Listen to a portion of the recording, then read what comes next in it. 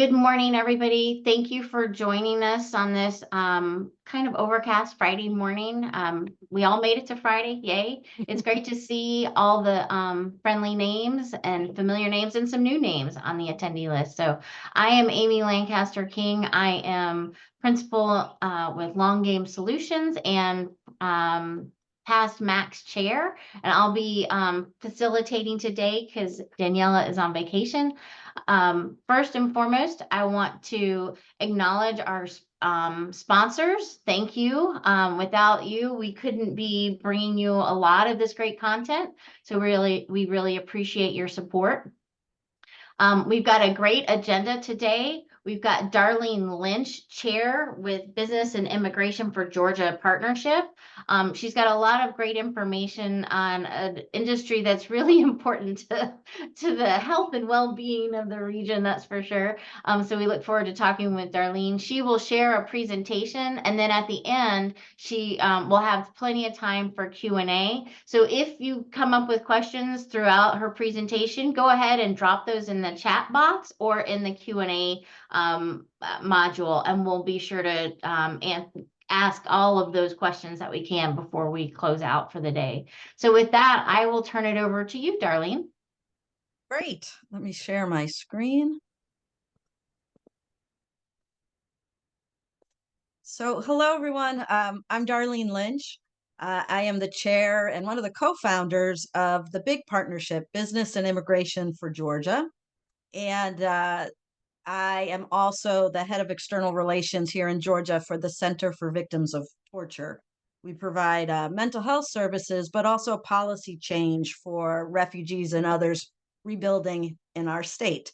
So today I'm going to talk a little bit about licensing with a focus on the healthcare workforce and the crisis we now are experiencing in that area. Quick agenda. We're just going to discuss what the problem is, the resources that we have, which gratefully we have, some of the challenges we're facing right now, and some of the solutions that we've come up with and are pushing forward. So the big partnership is the state's first partnership of business and civic leaders committed to strengthening Georgia's economy by tapping into a really untapped resource that we have in our refugee and immigrant communities, something that's overlooked. And I'll share a little bit about what that pool of talent looks like. I will just say that yesterday, the big partnership was honored at the Career Rise Workforce Summit with the Workforce Equity Award. So we're really grateful for that. We've been working on occupational licensing as well as other issues such as access to higher ed and English learning and so forth for quite some time, going back to 2021 when we had a global talent task force in the legislature, and also working on some healthcare reform with the governor's behavioral health reform and innovation commission. So I think for most of us, we know this part already, but I'll go through it pretty quickly. Georgia is the #1 state for doing business. Maybe it's the 11th year. I needed to check that. Interestingly, a lot of our business is global business. We're really pretty good at attracting global business. We're not so good at developing global talent. We have a lot of folks in our state that have sort of the cultural and linguistic skills that our business community needs. And they are an under-tapped resource, especially in healthcare and a lot of the licensed professions like the skilled trades. So this is the latest from the U.S. Chamber of Commerce. Again, probably familiar to you all that we have 54 workers for every 100 jobs. So, I often hear Daniela say that even if we got everybody into the workforce, we would still have, about half, still have huge openings. And one of the areas where it's most prominent is in healthcare. And so Georgia right now, most of the state, all that pinkish area is medically underserved, meaning there's no good access to primary care. And 1 out of 3 Georgians live in areas with no primary care. And then, we know the other stats where there's no OBGYN, there's no pediatrician, there's some counties with no doctor at all. And according to the governor's study in 2022, we're going to have to fill 240,000 healthcare positions in less than 10 years. We had an event, the big partnership had an event in the beginning of the year, and Shane Jackson from Jackson Healthcare spoke. And what he says, they are one of the largest healthcare staffing agencies in the country, is we cannot train our way out of this healthcare workforce crisis. There are not enough spots in our medical schools. The AJC recently reported we're seeing a decline in medical students coming here because of some political things happening. We need to find new resources to fill these gaps. This is other unfortunate news, especially for our business communities looking to hire, is that Forbes Advisor just listed Georgia as the worst in the nation for healthcare. And so it's not just the healthcare industry that is struggling here, but I've talked to big international companies based in Georgia who are trying to attract people to our state, and those folks are not keen on having inadequate healthcare. This now is coming out from Forbes that we are actually the worst in the entire country. So we may see that impacting our first in business rating if we don't do something about improving our healthcare in Georgia. So the good news is Georgia has a really deep pool of global talent. Georgia is one of the most diverse states in the nation. We're a very attractive state for skilled workers from all around the globe who are coming here. Our international population is growing rapidly. Most are working age. Most have a higher degree, and then another portion which has a sort of a below little education. So they're filling both ends of the work spectrum. Today, 1 in 10 Georgians is foreign born. A lot of people don't realize that.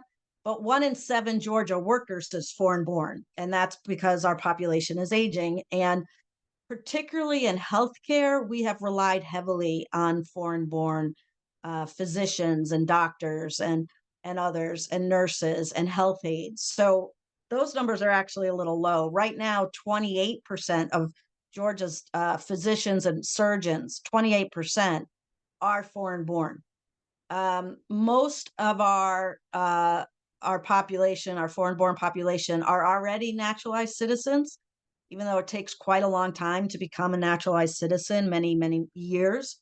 And others are on a path to citizenship. And this is what I mentioned before, 75% have a high school education or higher, 33% have a college or graduate degree, and they possess a range of skills. Unfortunately, most Americans, if you're like me, are not really that great at language. But a lot of, our folks here who are coming in are bicultural and bilingual as soon as they arrive, which is a really terrific asset to have. So one of the reasons we're so diverse is Georgia has a very long and successful refugee program. And the city of Clarkston is worth a visit if you haven't been there. It is the home of Georgia's refugee community.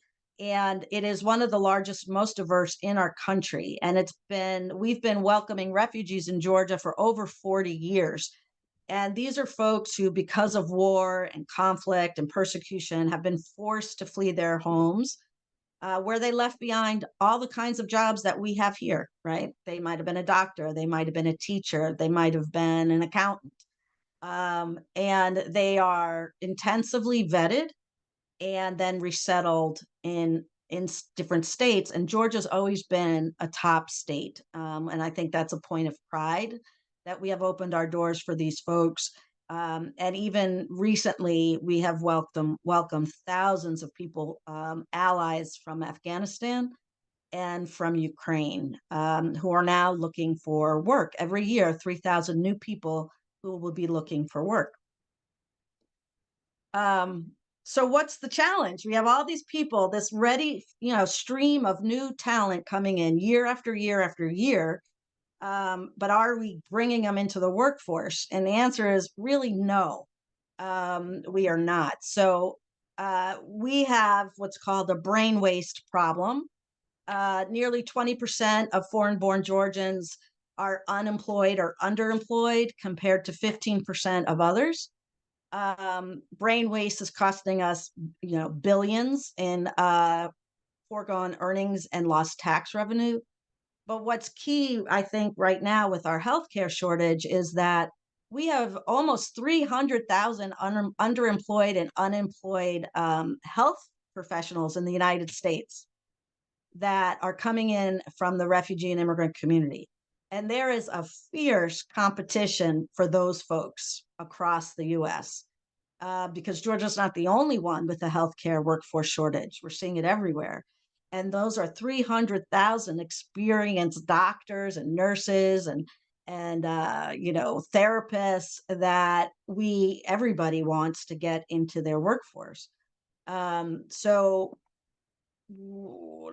these are some of the people that I've met doing this work who are doctors, psychologists, with decades of experience in their home countries. The first served with Americans and took care of Americans in Kabul. He's an ICU physician. The second is a psychologist with 20 years experience who has started from scratch, recently got a job at Chris 180 as one of their only bilingual psychologists. And the other is a psychologist from Syria who now works as an interpreter for my organization when we could really use her as a psychologist. And I've met many, many, many, many more people, doctors, dentists, nurses, psychologists from all parts of the world. Interestingly, many of them study medicine in English in their own countries. And so they already have a pretty good understanding of the language. But for most of them, they have to start over from scratch. And if you're arriving with a family, that's not always a possibility. You need a job to survive and you don't get back into your field. And so all of these folks and many, many more were on the sidelines, not practicing medicine during a workforce crisis in Georgia. So I'm not going to get into this, but if you want to ask questions, I will. There are so many barriers around licensing. So basically, the main barrier is that most of folks' experience, education and experience abroad doesn't count. So if you look at licensing requirements, whether it's for skilled trades like an HVAC operator or an engineer or doctor, usually you need to come from an accredited school, but most of the credit, if not all, are going to be in the United States or Canada. There are some other schools that are accredited. Another barrier is your experience. You're often required to have a certain level of experience. That has to be supervised by a U.S. person. So if you've had experience overseas, it doesn't count. But how do you get experience here if you don't have a license and you don't know anybody? So that's a real trick. Refugees have some additional complications. Usually their documents are destroyed in war and they don't have the proof that they need.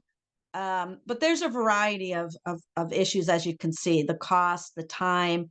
For most doctors, because they need to redo their residency. So even the young man I showed you who had decades of experience in Afghanistan would have to redo his residency. And we have a shortage of about 3,000 residencies for the number of applicants in the United States.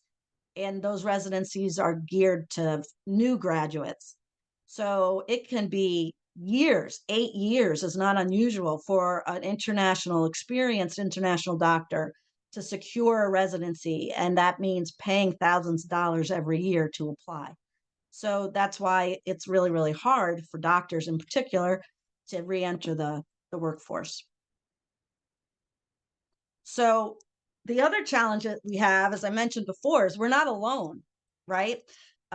What's great about Georgia is we do have this deep pool of talent, but places like Utah are enacting reforms that are attracting talent from us, right? If you have spent your life studying to be a doctor, I had a young woman, first doctor in her family from Sudan. She came here and can't practice. She is ready to move wherever she can move to practice, right? Most people do. So they're not going to stay in Georgia if there are opportunities elsewhere. So places like Utah, which aren't nearly as diverse as Georgia, are drawing talent from other places like Georgia. And you could see here that they did a real pretty big overhaul, well, huge overhaul of their licensing reform. And in just a couple of months, they had 2,600 people inquiring, people willing, ready to go to Utah. And they weren't all doctors, but they were doctors, dentists, psychologists, engineers, all the different licensed professions. And the Secretary of State here in Georgia just had a commission to look at licensing reform. And one of his top recommendations was to consider a Utah like review and overhaul so that we are trying to bring these people in to our economy and so they don't have to move to other locations. But 2,600 responses in just a couple of months is a nice boost to Utah's economy. So I mentioned that healthcare is probably one of the hottest spots right now. This is actually an older slide, and you can see the development from 2021, 22, 23, and onward. And we're talking about states in our neighborhood, right?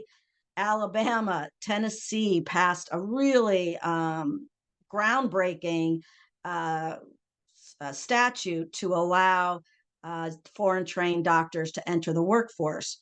And if you look on Google, you will see, lots of advertisements to come to Tennessee. Now, this doesn't mean that you don't have to meet U.S. requirements. So a lot of times people get a little nervous, like we're not letting everybody come in.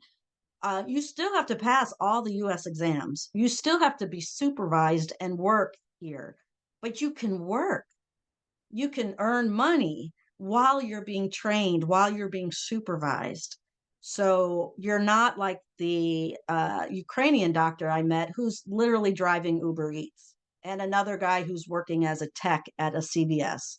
You are actually working in your profession and being trained and then taking your exams.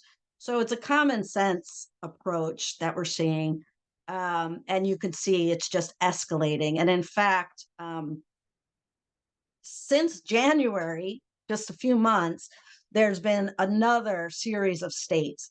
And the one that I want to point out is Virginia. So, Virginia, Governor Youngkin, also, all of these are bipartisan, by the way, or some are Republican only, but they're pretty much all bipartisan. And Virginia, Governor Youngkin just signed their statute into effect in April. And that is the statute that the big partnership and our sponsors in the legislature based the Georgia, oh, did I not? Oh, yeah, based a Georgia statute on. So I could share more about that, but this is basically a 4-year process to getting a full license. And it requires some time in an underserved community and then passing all the exams. And you have to have had experience overseas, like you're not brand new doctor. You've had to have work at least 3 years overseas. So this is a new pathway. And this bill actually got very, very far this session. It had very high level sponsors from both parties and passed the House. But we ran out of time on the last day and we didn't get the approval in the Senate. So we'll be back at it next year. A lot of support from the medical college, the hospitals, the FQHCs, the rural communities, as you can imagine, for this kind of legislation. So my last slide, is just some basic recommendations that we're making. Um, we'd like to see legislation like SB 529 pass that will streamline licensing for physicians. We have a lot of other, as I mentioned, sectors that could also benefit from streamlined licensing. And so doing something comprehensive like in Utah would be terrific. Um, Taking them one by one, we'll do that too. We've seen some progress on licensing reform for mental health providers, which is also a great need in Georgia, for example. Um, the Secretary of State's also just reviewing licensing requirements. There are times when Georgia's requirements are way higher than other states, and maybe we don't need that. And maybe there's some groups that don't need to be licensed at all. So that is all happening now, which is really terrific. Um, the Secretary of State website's been updated, but it's not friendly to non-US folks. It's not even translatable. Unlike Utah and other places, there's not a direct office or a hotline or a person you can talk to navigate. And if any of you have ever navigated that website as a US born person, you know it's really hard to do. And then something we've recommended for quite some time since that Global Talent Study Committee years ago is to create an office of Global Georgia. So we're attracting global business and we're developing global talent. We can't really do one without the other, in my opinion. And so while we're really doing terrific on the business side, we are not doing that much on the talent side. And there's a lot of examples across the state across the United States of both Republican and Democratic states having some sort of hub that shows that they are welcoming to talent and that, you know, maybe has some resources on it. And there's some federal funding for those kinds of things. So I think Georgia's overdue for an office of Global Georgia. And I hope that we can see that happen. And that is it. And I know I spoke super fast, but if anybody has questions, I'd be really happy to take them. Well, thank you, Darlene. Great presentation and a lot of really good content there. So thank you for putting all of that together. We've got one question. I've definitely got some questions, but we've got one question in the chat box from Frankie. Frankie had the opportunity to work with a couple who requested assistance in obtaining surgical tech training. And that certification, both of them were physicians in their country, but were not able to successfully obtain their licenses to practice in Georgia. What is your recommendation in providing services to people who are in that situation? Yeah, so that is such a common situation. And the problem is we need to change some laws in order to open a pathway. And so, you know, staff, you know, there are people who want to hire them right now, but they can't. So, you know, I think a lot of foreign trained, internationally trained physicians are trying to get work in, you know, adjacent fields like, you know, tech work or whatever. And right now, their only other option is to keep applying for a residency and or to move. And so, you know, I've had a lot of people say to me, what about Tennessee? It's not that far away. So unfortunately, I would appreciate connecting with them. So I think, for instance, when we had our event in January, we had, I don't know, at least maybe 24 doctors and psychologists who are on the sidelines in Georgia. And the Secretary of State was able to meet with those individuals. And I think that makes a big impact because it just personalizes the issue. And so we'll continue to try to do that. You know, some of the sponsors on 529, the bill, had a chance to meet this couple who were both doctors. I don't know if it's the same couple. You know, that makes a big difference. So, you know, I think there are just some things that we just have a statutory barrier that we have to deal with.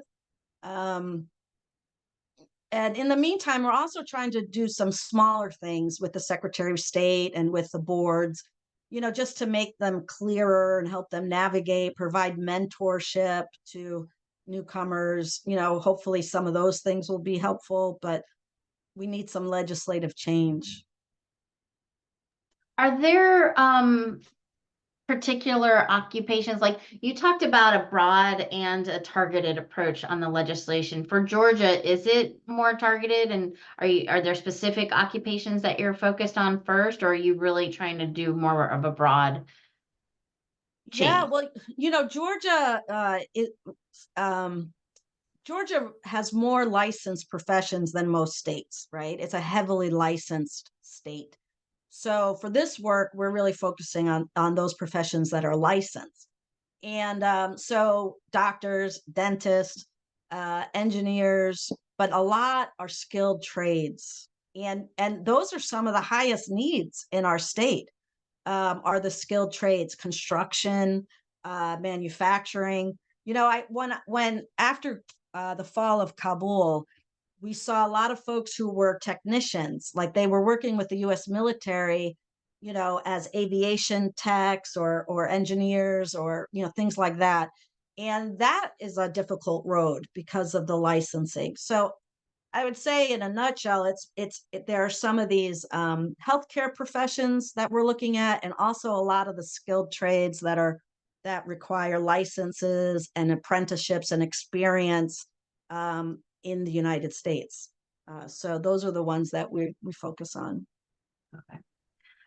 Faye Vincent asks, is your organization talking to employers to streamline their processes in hiring? Uh, yes. So, I mean, not so much for the licensed professions, because again, they can't hire them unless they meet the licensing requirements. But there are a lot of jobs that aren't licensed, right? And so it's an interesting, I actually was surprised.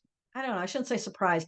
A lot of interest in hiring from the refugee and immigrant community, from employers, but not a lot of understanding on how to do that. And so one of the issues that we're dealing with is we don't have a centralized hub, right? So if I'm an employer like Mercedes-Benz, and I need to hire techs, I don't really want to call 10 different nonprofits to see, do you have somebody who's interested and has some of those skills? It just takes too long. And then they might not understand the immigration paperwork, and that might make some people nervous. So, we are sort of an extracurricular coalition. We all have other jobs, and we're just trying to do what we can. But it is hard. There's interest on both sides, but the matching doesn't always happen. And at the Career Rise event yesterday, there was a lot of talk about the need for like these conduits, right? Whether it's Goodwill or another, whether it's a private public partnership like they have in Michigan, or Ohio. We need some of these matching services because right now we don't have the capacity to do that. And I will say that the federal government has some bipartisan legislation to create an Office of New Americans, they call it, which is based on what other states have, and that would be in that function, and that's what the Office of Global Georgia would do if we could ever get that done.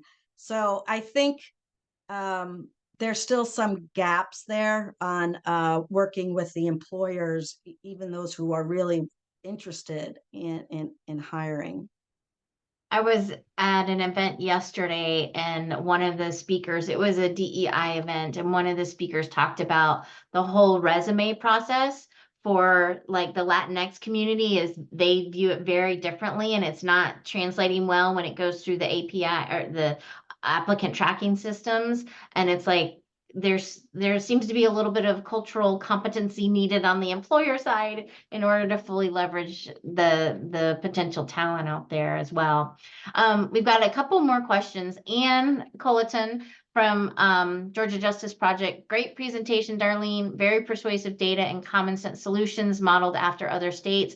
She's surprised that SB 529 didn't make any progress this legislative session. What was the holdup or resistance to considering the bill? Well, so, I think so when we introduced 529 based on Virginia, we had one of the governor's floor leaders was a sponsor, Senator Kay Kirkpatrick, who's sort of a healthcare gateway lawmaker, was a sponsor, and we had Democrats. So we had a really strong bunch of bipartisan sponsors for the bill and a good model to base it on. Um, but this was a super hard year for anybody who is an immigrant. And, one of the sad things that we see in Georgia is during an election year, or God forbid, when there's a horrible murder at the University of Georgia, allegedly by a person who is undocumented, we see a lot of anti-immigrant, a lot of everybody's own fears about someone who's here less, shorter period of time than I've been here. Those things start bubbling up and people get afraid. And this has nothing to do with that, right? These folks, in fact, the law requires that they be, 100% legal and able to serve as doctors. And it's totally unrelated. But that was a problem. It also is a problem capacity wise because we are trying to oppose some of this legislation, or at least educate people about the harm of this legislation on the business community, and on the refugee and immigrant communities. At the same time, we're trying to advance what is, a pretty significant reform. So I think there was that combination. But I will say that I think we made one really remarkable progress in two areas. One, I have never seen a refugee or immigrant related bill go as far as it did. I mean, we were having our bill added on to Republican led bills in order to proceed. And so we went through a few iterations, and that required a lot of people to support it, advocates and lawmakers. So that was awesome. And we also developed some really good partnerships in that process, in that sausage making process that I think will help us, next year, especially because Virginia passed their bill. So I think that's going to be helpful too. But, one of the questions I know is like, what can this group do to help? And I would say that we do need help connecting with healthcare allies, people who see these shortages and are willing to support legislation, and business allies. I would love for the chambers and others to come out and adopt this bill as one of their own and say not only does it help the healthcare sector, but all businesses. When you're getting Forbes and others saying Georgia's not a good place for healthcare, that's a damper on attracting talent to Georgia. So I think if we come out a little stronger next year, we could move it, I hope. And Well, thanks, Anne, because you guys do great work too. yes, they do. And it is not it is, I know, it is not easy getting stuff over the finish line there. So lots of little finish lines in the Yeah, process. So, I like that. um, Frankie has another question. Are people who are trained in the US, physicians, engineers, skilled laborers, faced with the same barriers when trying to practice in other countries? And if so, how are these issues being addressed? That's a good question. I know that there are other countries that are more friendly. And because from some of these folks who've come here, they've been very surprised. Some of them moved from country to country and then they come here and they're super surprised they can't practice. But I don't know enough about the other countries to really say, how do they do things differently? I've been really mostly focused on what other states are doing. And, one thing I will say is, so this is really a bipartisan issue, and you see a lot of Republican support for reducing licensing in a lot of ways.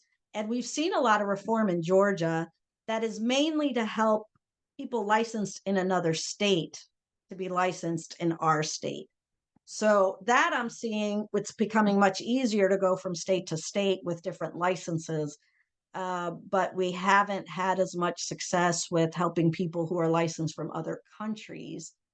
unless they also happen to be licensed in another state to um, to practice. But I wish I could share more on what other countries are doing, but I just don't know too much. So could you share a little bit more about some of the current barriers to employment and contributors to underemployment? And are there current program offerings to help mitigate some of these existing challenges?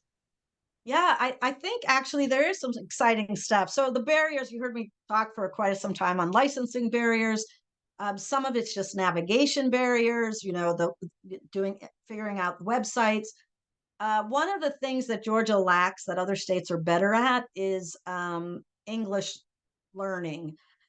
We have a lot of sort of basic English learning options that are affordable, but not too much career English learning options.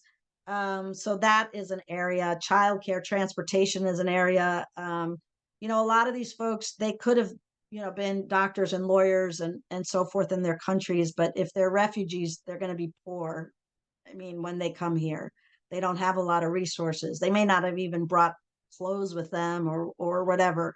So a lot of they have the same issues that a lot of the poor in Georgia face, which is, not having a car and not having affordable childcare. We talked about some of the resistance to understanding or lack of understanding around immigration status, which I totally get because it changes all the time and it's confusing. So that's a problem. And then also not having that conduit or that database to sort of do that matching in an efficient way is an issue.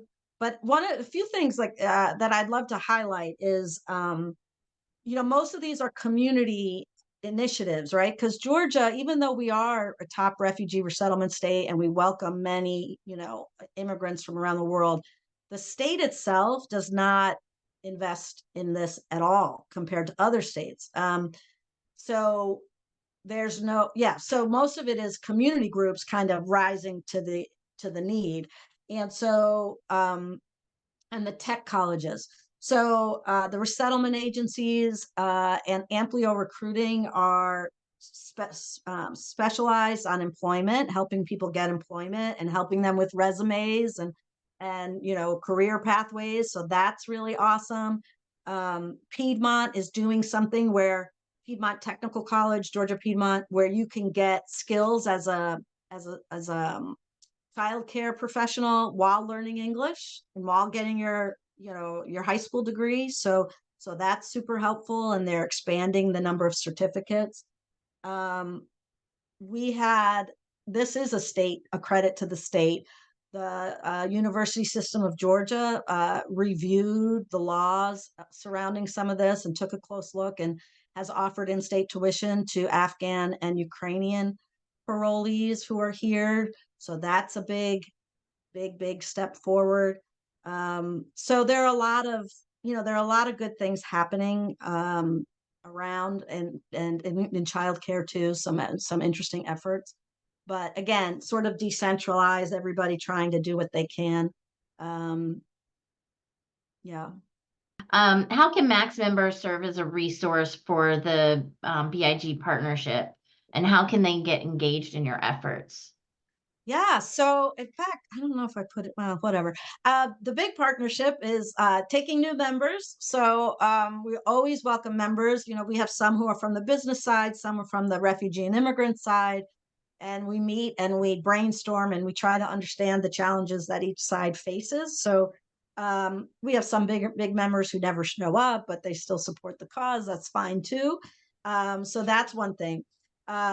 The other thing I mentioned is, supporting some of this legislation. So following what we're doing, and if your organization can be supportive, we would welcome that.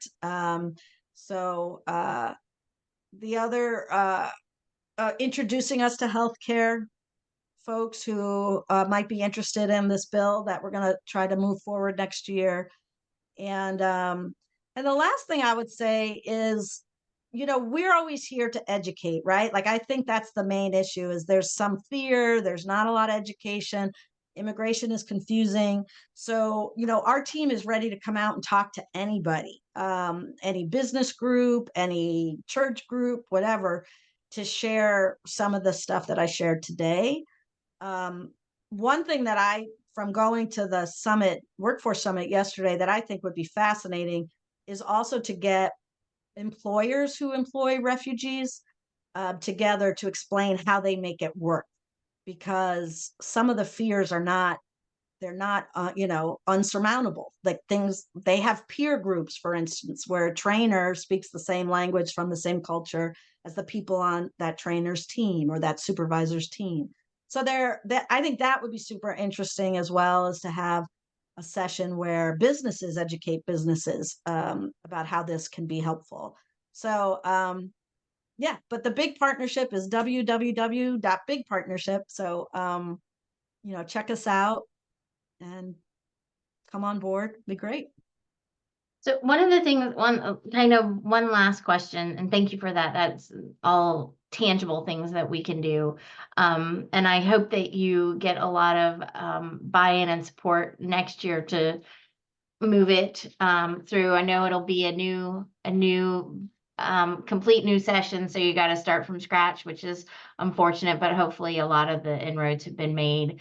But it sounds like a lot of the other states, maybe not a lot, but there's other states that have done a really good job. Obviously, Utah has done a good job.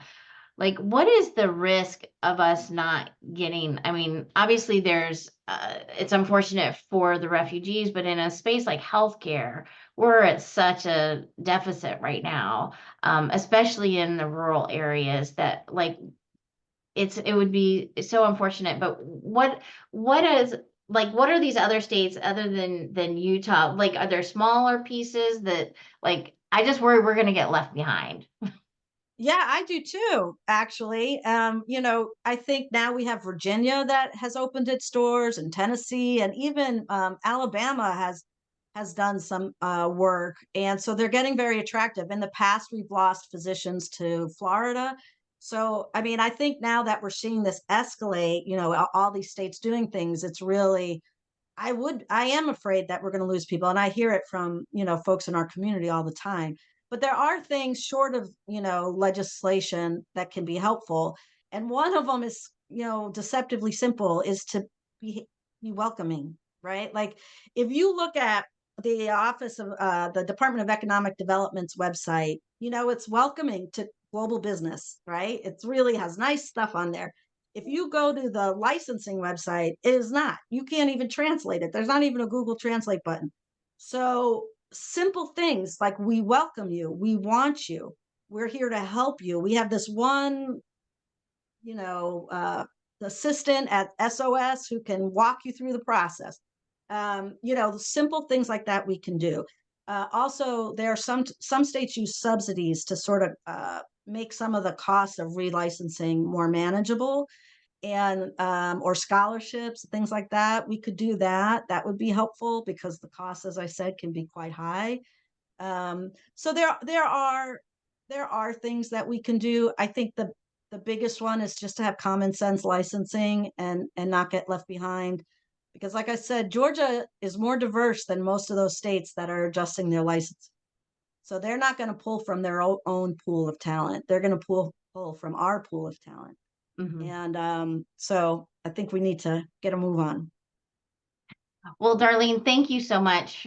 This has been extremely helpful, and you've done a lot to educate me. So I really appreciate that. And we've got kudos in the chat too. Like, they're just interested in learning more. So thank you for joining us today.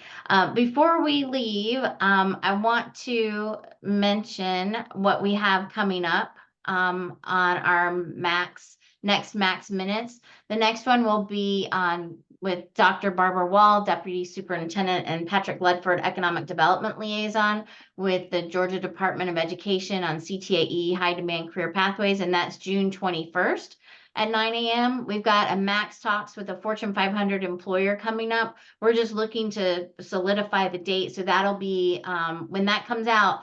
just know that spots are limited on these. So, because they're going to do a tour, they host us, bring in lunch. It's a great event, but there is going to be limited space. So be sure to sign up early. And then we've got a Max Academy on psychological safety coming up in the summer or fall later this year. So that date will be coming out shortly. And then finally, before I leave today, for those of you that aren't Max members, I'd like to encourage you to join us. Obviously, we bring you great content like Max Minutes and what Darlene shared today. We have Max Minutes every month. We also have quarterly Max Talks, which are the employer events where they wine and dine us for a change, which is really nice, and we get to learn all about their needs.